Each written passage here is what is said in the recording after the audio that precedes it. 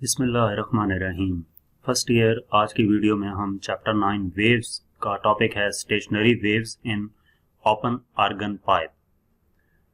Open organ pipe में stationery waves के बारे में आज के टॉपिक में हम डिस्कस करेंगे। सबसे पहले ओपन पाइप क्या होती है उसको देख लेते हैं। स्टैंडिंग वेव्स जो हैं वो हम एयर कॉलम जैसा कि ओपन ऑर्गन पाइप है उसमें भी जनरेट कर सकते हैं।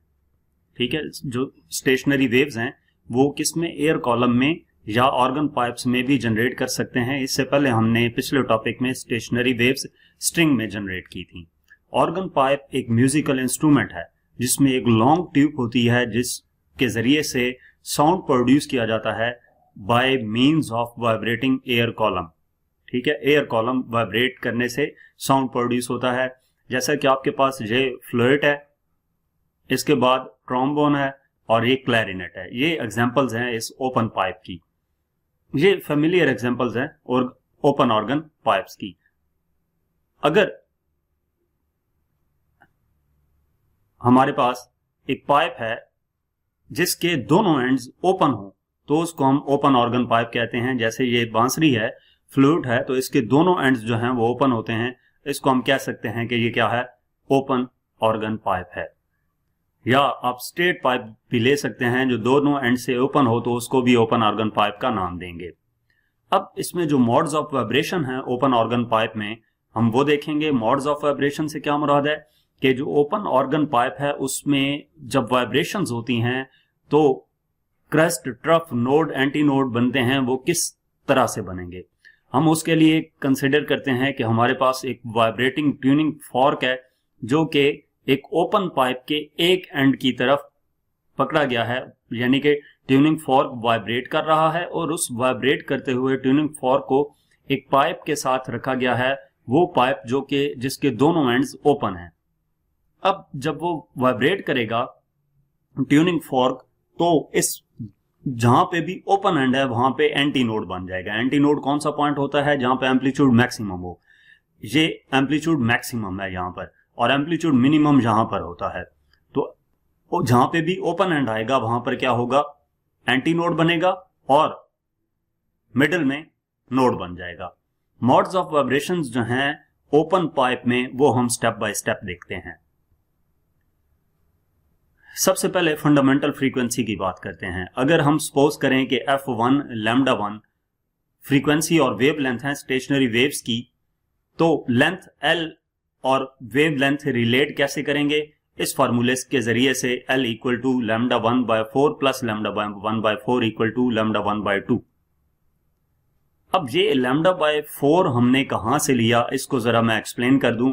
हमारे पास ये एक वेव है, वेव जहां से स्टार्ट हो रही है, हम सपोज करते हैं अगर यहां से स्टार्ट हो रही है तो ये यहां पर आकर एंड होती है, एक कंप्लीट वेव। क्योंकि वेव लेंथ किसे कहते हैं, लेंथ ऑफ ए वेव। तो यहां से स्टार्ट हुई और यहां पर आकर एंड हो गई, ये एक कंप्लीट वेव है।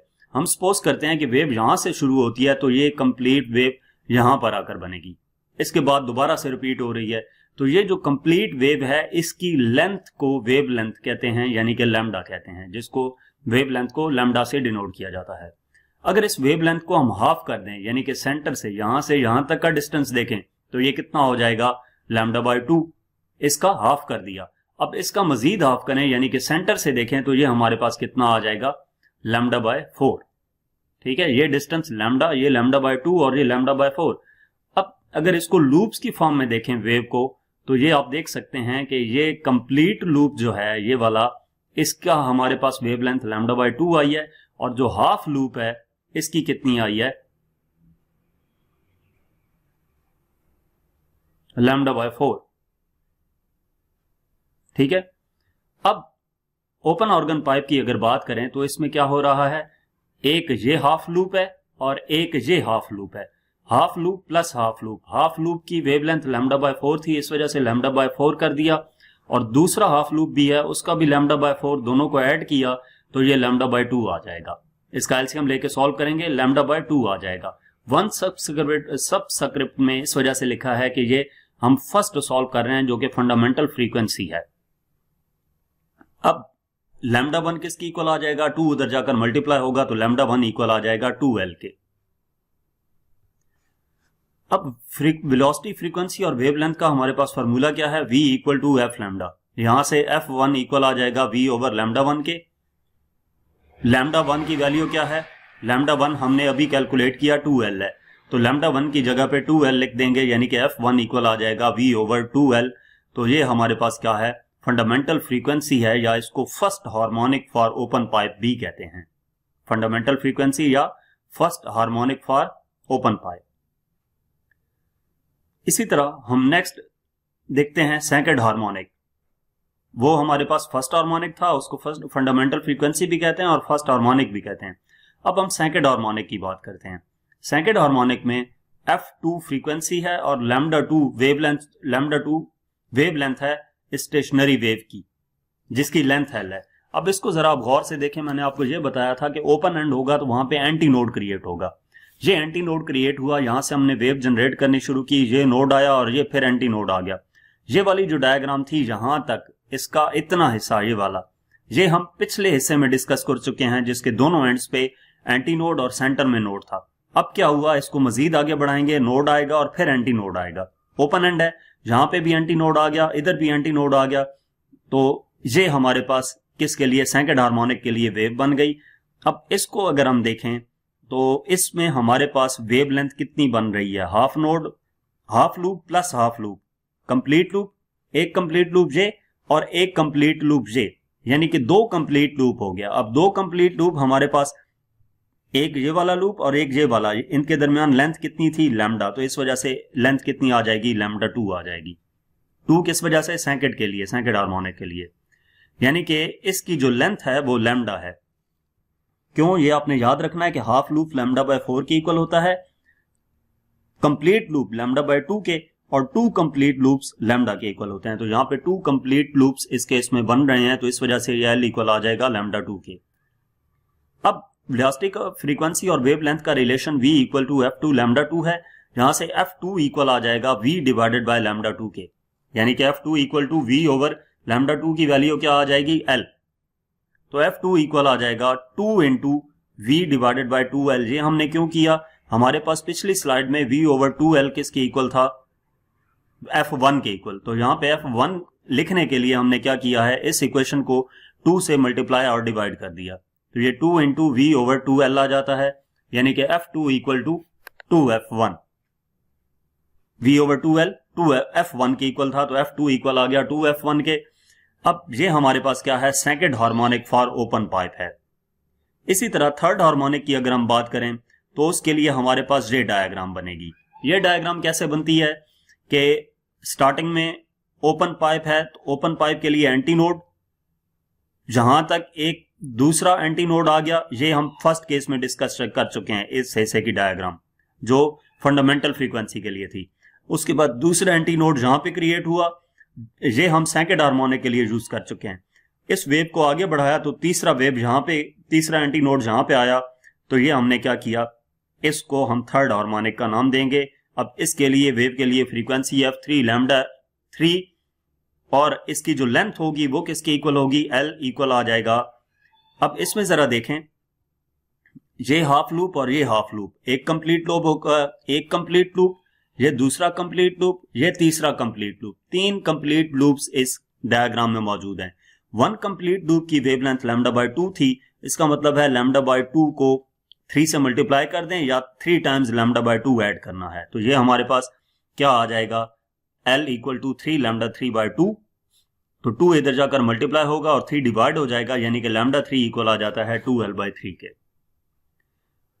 अब फ्रीक्वेंसी कैलकुलेट करते हैं, तो उसके लिए v equal to f lambda का फार्मूला यूज करते हैं। यहां से f3 इक्वल आ जाता है v ओवर लैम्डा 3 के। लैम्डा 3 की वैल्यू हमारे पास 2L बाय 3 थी, जो 2L बाय 3 है, इसको सिंप्लीफाई किया तो f3 इक्वल आ जाता है 3v बाय 2L, यानी कि 3 इंटू v बाय 2L। तो f3 यहां से 3 बाहर लिख दिया, v बाय 2L अलग लिखा क्योंकि v बाय 2L f1 के इक्वल था, तो ये f3 इक्वल आ गया 3f1 के। इसका मतलब है कि ये हमारे पास third harmonic for open pipe का फार्मूला है।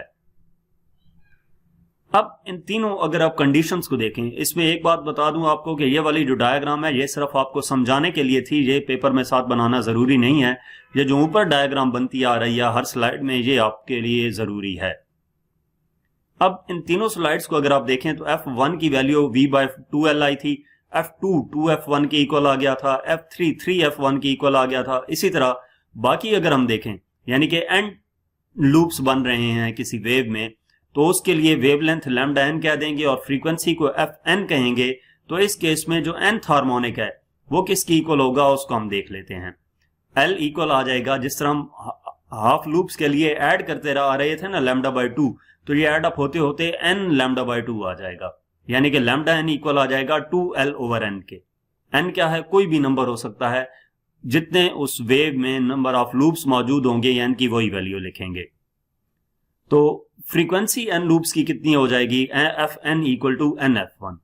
F2 2F1 आया था, F3 3F1 आया था, तो इसी हिसाब से अगर हम आगे करते जाएं तो Fn इक्वल आ जाता है nF1 के, और n हमारे पास कोई भी नंबर है। ये दो जो फार्मूले हैं ये जनरल फार्मूले हैं, न्यूमेरिकल्स में इस्तेमाल होते हैं जब किसी भी नंबर ऑफ किसी भी हार्मोनिक के लिए या किसी भी ओवरट्यून के लिए ये फार्मूला यूज किया जा सकता है वेवलेंथ या फ्रीक्वेंसी कैलकुलेट करने के लिए। अब यहां पे मैंने वर्ड यूज किया है ओवरट्यून का, तो हार्मोनिक और ओवरट्यून क्या चीजें हैं ये भी हम देखते हैं।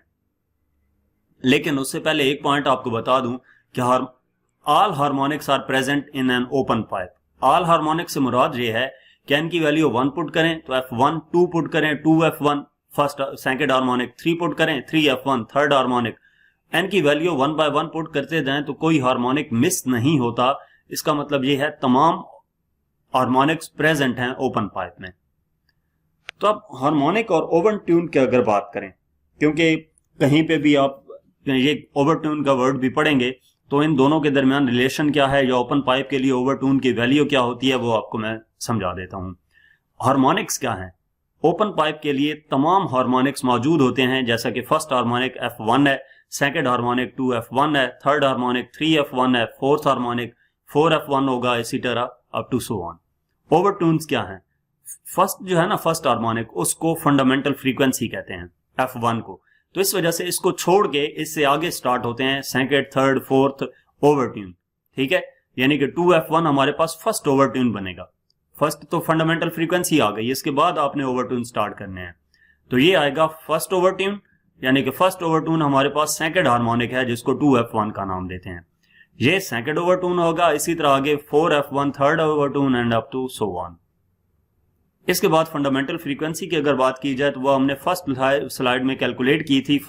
फंडामेंटल फ्रीक्वेंसी F1 इक्वल आया था V/2L के। तो यहां तक हमारे पास आज का टॉपिक था। मजीद किसी भी चैप्टर को डिस्कस करने के लिए या कोई भी एक्सरसाइज का सोल्यूशन देखने के लिए हमारा चैनल विजिट करें। इसके अलावा अगर आप किसी भी सब्जेक्ट की ऑनलाइन जो हम ट्यूशन पढ़ना चाहते हैं तो हमसे व्हाट्सएप पे कांटेक्ट कर सकते हैं। Thank you.